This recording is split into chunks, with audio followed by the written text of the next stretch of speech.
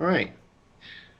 I'm trying to keep it general as far as the different aspects of recirculation and what causes it, and I don't want to get too far out in the weeds. Um, I did have familiarity with the industrial side with different things that are being done to measure it. Hopefully, you can just explain a few things that will help understand the dynamics of the flow. Um, as I always go to first, you have the main ELSO data sheets, which are showing a surprising, if not shocking, rise in centers and cases. I haven't seen this since 2016, but the graphs they put up that year kind of struck me as a little more informative. Here's the same case numbers tracked, but these are showing the proportion that die. This is the respiratory portions, Oh, wow. um, some fair success, and this is the cardiac portions. So although it's wonderful, you have those red bars show nice growth and everything else, we still have a lot to know about that we don't, obviously, because the yellow is bad outcomes. We're showing a short-term survivability just over 55%. It's not moving fast, and a lot still needs to be done.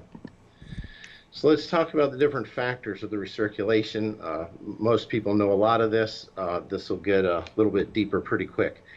The cardiac output, obviously, if any of us were on ECMO right now, there would be some recirculation, but it'd be minimal, 5–10%. If you have a dead heart, it's going to have 100% recirculation. Some is normal and expected, but you want to minimize it, obviously. The volume status, if you have enough volume, then the patient can move through the heart fairly well. If there's not enough volume or too much volume, that can adversely affect the rise in recirculation too. The cannula types, most commonly these days, it seems from my travels, has been dual lumen cannulas, either Origins or Avalons. I am seeing a rise in the crescents, but there's still a significant number of people that are using single lumens, pairs of them. They all still have the similar problems. Cannula placement is the most important thing, and the smaller the patient and the smaller the cannula, that can really be hard to track. There's different methods. Every intensivist I know seems to have their preferred methods, but none are deadly accurate. And then last is the flow rate. How much blood can we stuff into a heart and expect it to move through the circulation versus going back into the lower pressured return ports? Couple of points to remember. All V-V ECMO has some recirculation. Optimize everything, the volume, a good heart, good placement, everything. You're still going to have some recirculation. You've got delivery ports within millimeters of the negative pressure ports, and it's going to pull some blood back. Secondly, the recirculation, in essence, what it does is it reduces the effective blood flow and therefore limits the oxygen delivered, which is the whole goal of what we're shooting for. So anything we can do to reduce that is going to shorten the run and have better outcome. Thirdly, and most problematically, when you get highly oxygenated blood coming back through the venous line, it skews the venous saturation number, and it renders that line saturation unreliable. You can't use that. And unfortunately, that's kind of the primary way it gets measured most of the time. Here's an idealized cannula flow, in this case a dual lumen, where the red arrow shows the blood boldly passing through the tricuspid valve and all of the superior and inferior flow going uniformly into the exit ports. It's shown similarly with the Avalons, with the Crescent. They all show how perfectly they work. On the left, we have single lumen cannulas. They share the same problem. On the right, the Origin. They all are going to return some blood to the negative port. But that flow really, at this point, everybody understands these diagrams. But at some point, there's some question, okay, what exactly is going on in there? A study came out last year from this guy from Turkey named Jamil Mohammed. He was the first one to run a flow dynamics study on what happens when you have a cannula placed correctly in the right atrium. You have a 3-month-old, and they've run different flow profiles and recorded them pretty well. In this case, they used the origin, and this is the smallest one. I think it's a 13. And the port for the tricuspid valve is, if you haven't seen this, is on one side, and on the flip side there's 3 upper ports, proximal ports for drainage for the SVC, and 1 distal IVC port. Very small. If you ever get, if you don't do peds, get one of the 13s in your hand. You'll be amazed at how small these things are. Here's a diagrammatic view of what he did. Here's a properly placed cannula with a tip just at the north end of the IVC, and the delivery going right towards the tricuspid, which is kind of at an angle askew in the top right corner. Okay, so far so good. We understand that. But what happens to the blood once it is placed into the right atrium? On the right, they scaled it by residence time, meaning how long it hangs out before it goes back.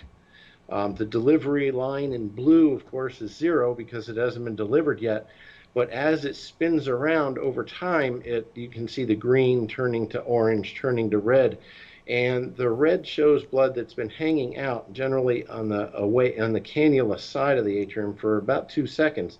That's more than 1 or 2 cardiac cycles. That's quite a while. Here, the colors are shown by where they're coming from. In the upper left, you have the delivery port in red. You can see that it's properly placed, but since the atrium is, in essence, pretty much round, if not oval, some blood's going to quickly escape through the tricuspid, but the rest of it's just going to spin around. And as it does, it delays that time that it goes forward or waits until it gets picked up by the ports. In the upper right, there's very little residence time for anything that escapes through the SVC ports. Those pick up like 90% of the total blood that's returned from the atrium. Lower left, you have the IVC port, which doesn't apparently do its job well. There's a lot of lines, a lot of residence time, a lot of hanging out in the atrium. So a lot of the blood coming from the IVC is not going to go into the proper port. It's going to spin around. Since the studies come out, I'm sure that the cannula makers have been looking closely at this and are trying to change the geometry of these cannulas. Here's a case where they pushed it forward on the left and pulled it back on the right to slightly improper positions. On the left, it's a little bit too distal, and you can see the delivery of the blood is right up along the right wall, and it's just spinning in a very circular fashion, almost at a real slight angle with the tricuspid. So it makes it a lot harder for that blood to leave in its proper direction. In the bottom right, you have where it's proximal, and the driving force, the delivery, is going right up through the middle and forcing kind of a figure 8 pattern. Again, most of the blood on the right is going into the tricuspid, but anything on the left is just spinning around for quite a while before it's picked up.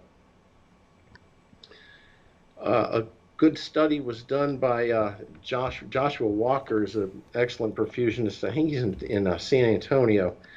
This is back in 2009, where he was studying the mixed venous saturation in V-V circulation. And in the conclusion, he said, calculating the SvO2 and V-V ECMO, it fails to consider the influence of the high PO2 of arterial blood. Fairly well known, but it leaves us going, okay, then what? In the ELSO recommendations that came out in 2015, they addressed the veno-veno recirculation.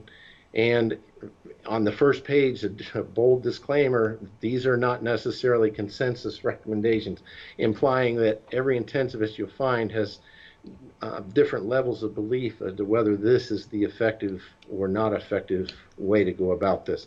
Some believe in it strongly. There's been a lot of good studies to disprove that the mixed venous SvO2 is at all reliable. Basically for this, the recirculation percent is calculated off the saturation, the pre-saturation on the left divided by the post-saturation on the right. And without getting too heavily into the math, If you raise the number in the denominator on the right, the number gets lower. So if you have an artificially raised post SVO2, you're going to have an artificially reduced percentage of recirculation. Right? Again, they're saying none of these methods has been definitively shown to accurately measure the percent. But why do they percent them then? Well, that's really all they have. Here are the 5 recognized methods by ELSO.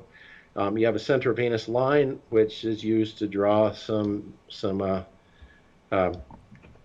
blood samples, again using the SVO2. Then your straight SVO2 calculation. Ultrasound dilution, we'll talk about that in a little bit. Thermal dilution, we've kind of mentioned that before. Thermally, blood doesn't mix instantaneously. It's not very fast, and it's not very accurate. Commonly known, a Swan-Ganz may be off 30–40% in some patients. Trending on the bottom, that's somewhat useful. If you have an error this time, hopefully you have a similar amount of error an hour, 4 hours, 8 hours from now, and you could watch the trend to see if something's migrating or the fluid overload or underload is a problem, etc. The upper two, back to the SVO2. The SVO2 and the centrovenous line are both based again on the SVO2 levels. Pre, no problem. Post, big problem. You can't really measure with those. Thermal dilution has been mentioned in multiple papers. It's pretty well recognized.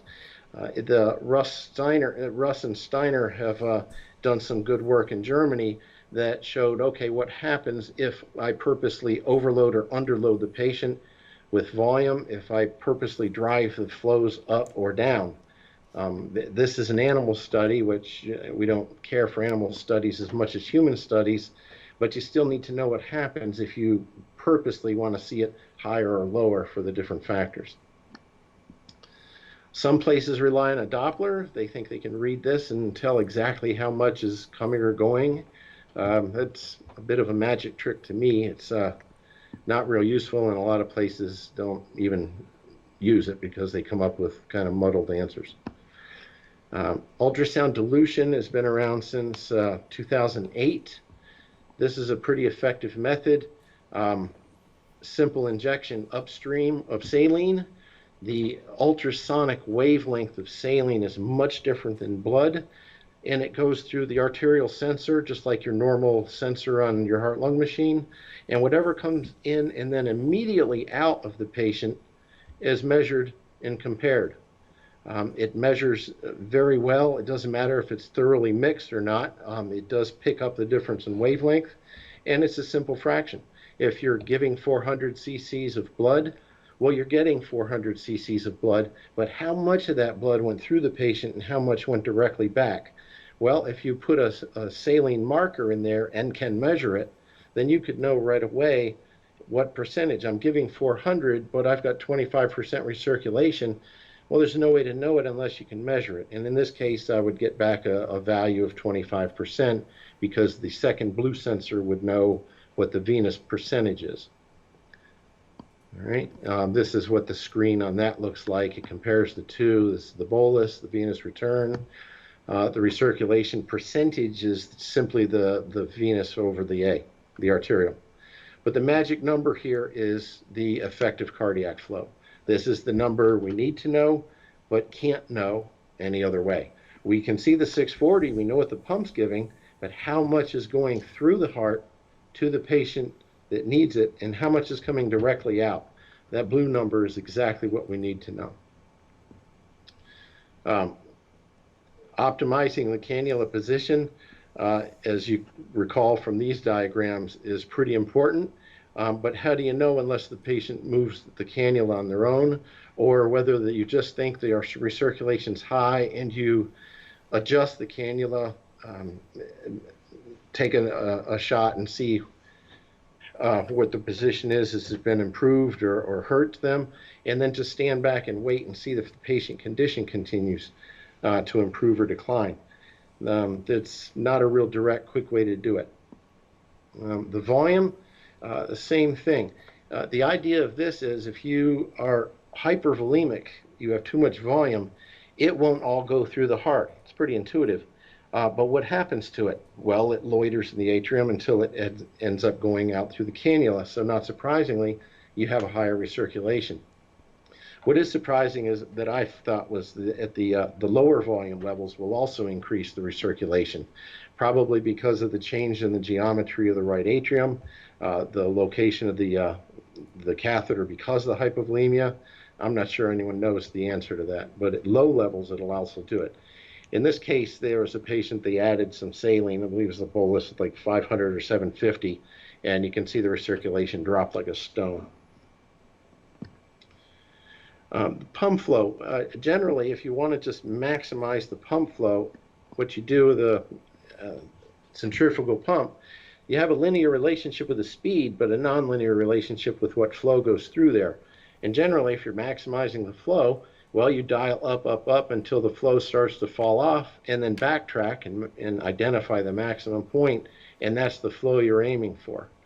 But that, as we've already talked about, if you've got more pump flow than the heart can accept, that's going to drive the amount of recirculation up, and not in a linear fashion. It's not quite logarithmic, but it'll certainly be geometric. And if you were going to compare two methods, or just blindly setting a pump flow based on what the pump's happy with versus shooting a number and measuring, pretty easy to see. In 2 minutes time you could find the answer by just simply measuring it. Here's one of the results by the Russ Steiner group showing they were looking at acute lung injuries. That's what the two lines are indicating. But the point of this that I thought was important, if you read across the bottom, from 0 to 125% ECMO blood flow versus cardiac output, as soon as you get to about 75% and approach 100 in overdrive, you're going to spike upward sharply as far as the amount of recirculation. So, and it makes sense. If your cardiac output's 4 liters and you're stuffing 5 liters of flow into it, well, at least one of those liters is coming back, plus whatever would be coming back if it was more properly set. And all these go together to effectively raise the cardiac flow, which is the important thing. That's what we're trying to do. If you can maximize the pump flow, you're going to increase survivability and minimize the amount of time you're on the circuit. So, anyway, a short, quick tour through the flows.